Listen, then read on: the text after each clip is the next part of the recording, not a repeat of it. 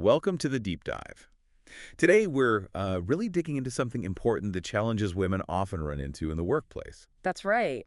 And we're using What Works for Women at Work by Joan Williams and Rachel Dempsey as our guide. It's packed with research. And we know you, our listener, want to get straight to the useful stuff quickly and thoroughly. So this deep dive, it's designed just for that. Yeah, we've pulled out the key ideas and maybe more importantly, the practical strategies, things you can actually, understand and maybe even apply. Exactly. Our goal here is to unpack some of these systemic biases, the things that can really hold women back. And it's crucial to say this isn't about blaming individuals. It's Yeah. about seeing the bigger picture, these patterns that emerge. Right. We want to give you some concrete ways to think about navigating all this. We'll look at, I think it's 5 main bias patterns from the book and the action plans for each. 5 key patterns. Yeah. Ready to jump in? Let's do it. So the first one you mentioned is prove it again. What's the deal with that one?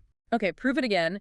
This is probably one of the most common ones people recognize, even if they don't have the name for it. Okay, so what does it look like? Is it just like having to work harder? It's more specific than that. It's this pattern where women find they have to repeatedly, almost constantly, demonstrate their competence. Their skills aren't taken as a given in the same way they might be for male colleagues. So men are judged more on potential, while women have to keep showing proof. That's often the dynamic, yeah. The underlying assumption can be that competence for women needs more proof. So even if a woman has a great track record, it's like hitting reset sometimes. Precisely. Imagine a woman who knocks every project out of the park, consistently exceeds expectations. Okay. Then a big opportunity comes up, maybe the leadership role, and suddenly there's intense grilling about her qualifications, digging into past projects, almost like her track record doesn't fully speak for itself. Wow. Meanwhile, you might see a male colleague, maybe with less proven experience on paper, get considered based more on, he seems like he has potential, or he's got the right stuff. That really highlights the difference. So how do you spot this? If you're experiencing it or seeing it happen to someone else? Well, the book says to pay attention during performance reviews, but also just in day-to-day interactions. Are women asked for more evidence? Like, show me the numbers on that again. Exactly. Or are their successes maybe chalked up to luck, or, oh, the team helped her, while mistakes are seen as, like, fundamental flaws? Noticing that kind of asymmetry is key. Okay, that makes sense. So if you do recognize that pattern affecting you, what can you do? What's the action plan? A big piece is keeping meticulous records. Document your achievements. And really crucially, quantify them whenever possible. All numbers, data. Yes. Hard data. Exceeded sales target by 15%, reduced project timeline by 2 weeks, saved the company X amount. That kind of concrete evidence is harder to dismiss. Got it. So arm yourself with the facts. What else? Be proactive about seeking feedback, but not just how am I doing. Ask for specific feedback on your strengths and where you can develop. This gives you more data points, but it also shows you're focused on growth.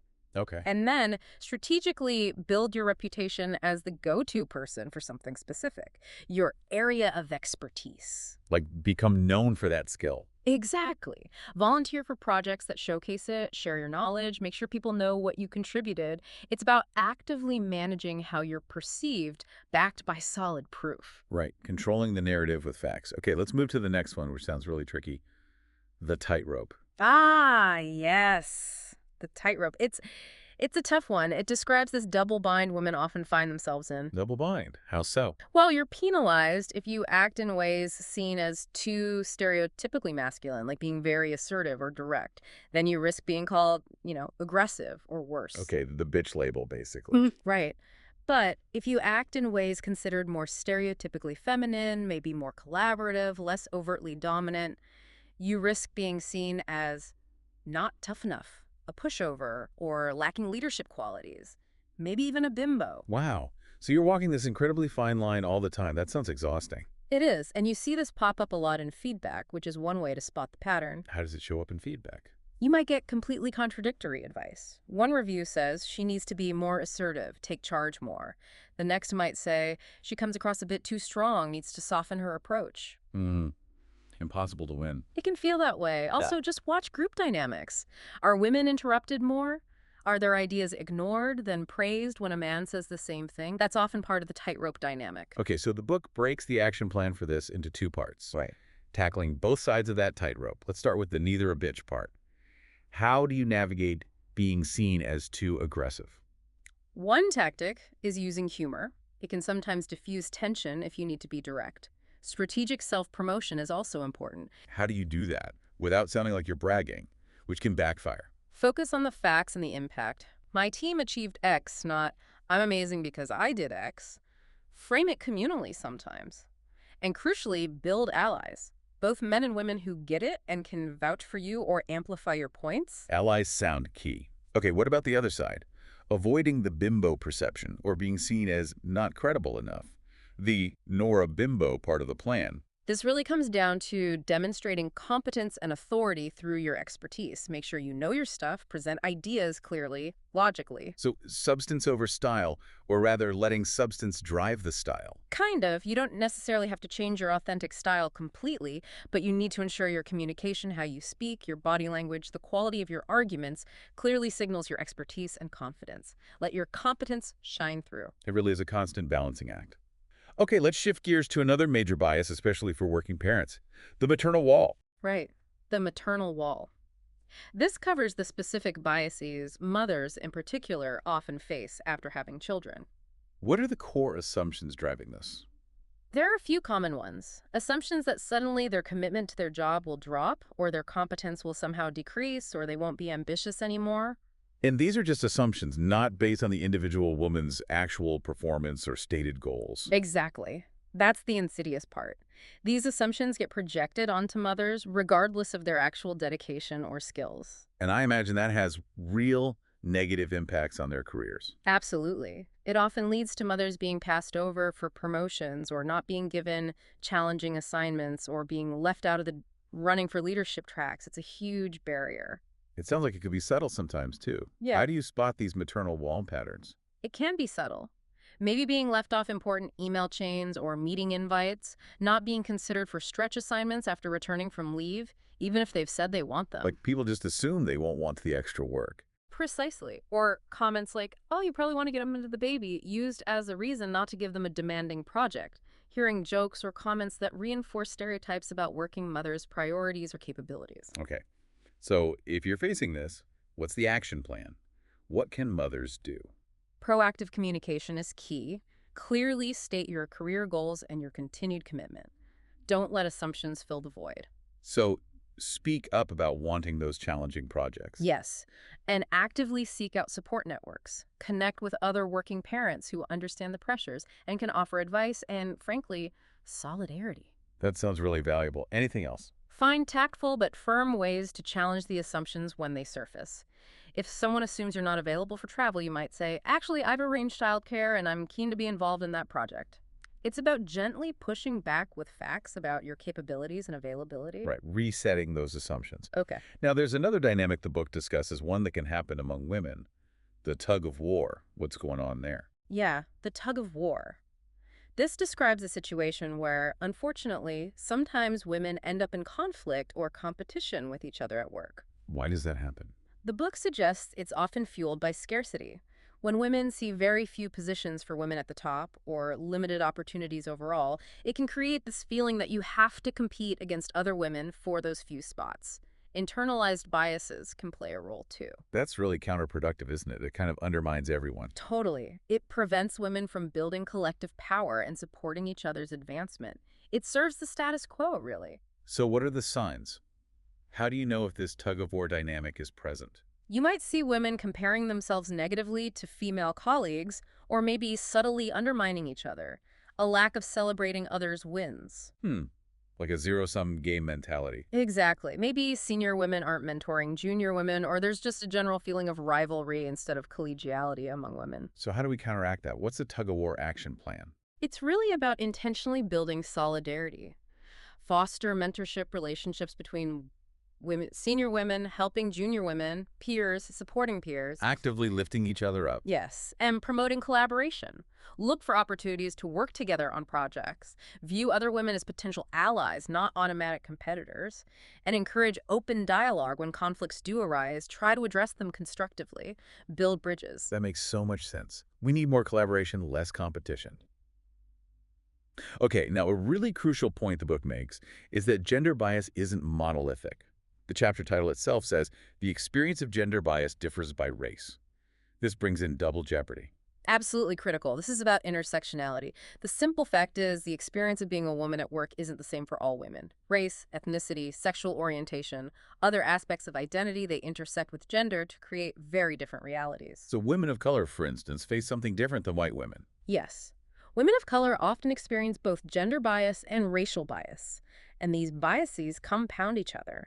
It's not just bias A plus bias B. They interact to create unique obstacles and stereotypes. You give an example? Sure. Think of a Latina engineer. She might face the prove it again bias regarding her technical skills because she's a woman, and face stereotypes or assumptions based on her ethnicity, perhaps about her assertiveness or communication style. These things interact. So it's like facing bias on multiple fronts simultaneously. Exactly. And the book stresses that any conversation about gender bias is incomplete if it doesn't acknowledge and address these intersecting forms of bias. We need to understand these different experiences to work towards true equity. That's such an important point to underscore. Okay, so navigating all this is tough. The book acknowledges that sometimes, despite your best efforts, a workplace might just be too biased. This leads to the leave or stay question. Right. It's a practical reality. Sometimes individual strategies aren't enough if the environment itself is deeply problematic. The book talks about reading the tea leaves. What does that involve? How do you read the signs? It means taking a really honest look at your current workplace. Is there potential for real change? Does leadership just talk about diversity and inclusion, or do they actually do things? Are there real opportunities for you to grow and advance, or are you consistently hitting walls because of bias? So assessing the culture, the leadership commitment, the actual opportunities. Yes. It's about figuring out if the energy you're spending navigating bias could be better spent somewhere else where you can actually thrive. Is this environment fundamentally limiting you? And if the answer seems to be yes, that it is limiting. Then the book offers some reassurance with the idea, leave or stay, don't dismay. Choosing to leave a toxic or persistently biased environment isn't failure. It can be a positive step. It can be incredibly empowering. It's about prioritizing your well-being, your career growth, your fulfillment. Framing that transition as an opportunity to find a better fit, a place where your contributions are valued. That's a powerful move. That's a really healthy perspective. Okay, as we start to wrap up, the book kind of distills things further, right, with the science of savvy in 20 lessons and the conclusion. Yeah, the 20 lesson section is basically a great summary of the key takeaways and actionable advice, all grounded in the research they did. Very practical. And the overall conclusion, what's the final message? The conclusion, jump-starting the stalled gender revolution, is really a call to action. It emphasizes that while these individual strategies we've discussed are important for navigation, they aren't enough on their own to fix the problem. Right. We need bigger changes, too. Exactly. We need systemic change. Changes in company policies, practices, and overall workplace culture to address the root causes of these biases. It's a collective effort involving everyone to really move the needle on gender equity. So it's both hand, individual strategies and systemic reform. Okay, let's quickly recap those 5 big takeaways one more time, just to lock them in. Sounds good. First, systemic biases persist. Remember, prove it again. The tightrope, maternal wall, tug of war, they're real patterns. Yeah. Second, strategic navigation is crucial.